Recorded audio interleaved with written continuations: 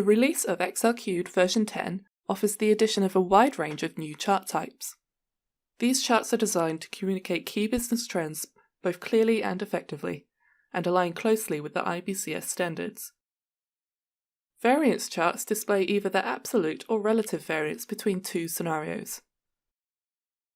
They can be inserted directly from the business chart ribbon, or by creating a standard dynamic chart and changing the chart type.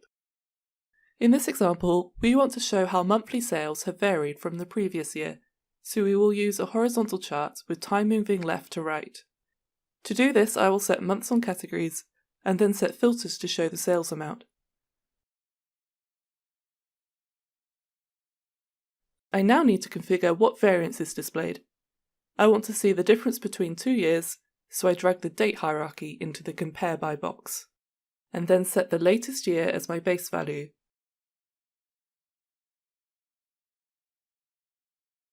I want to see how this has changed from the year before it, so I set the previous year as the comparison value.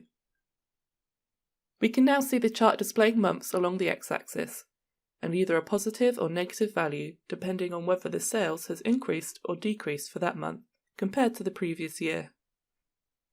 I'm going to format the chart to bring it more in line with the standard IBCS style by selecting the message option from the ribbon. I can now duplicate the chart and then change the chart type to relative variance.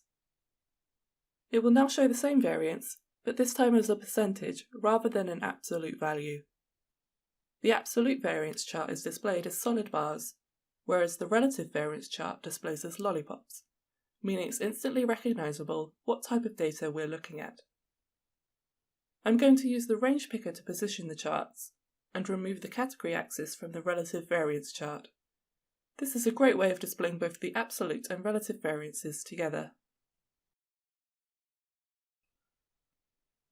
To make changes to the chart formatting, open the Formatting task pane. Here we can easily change the colours. For example, when an increase is actually a bad impact to the business, we can swap the positive and negative formatting. This could also be picked up from our business rules. Other formatting changes can be made, such as the fill pattern, marker size, and bar width.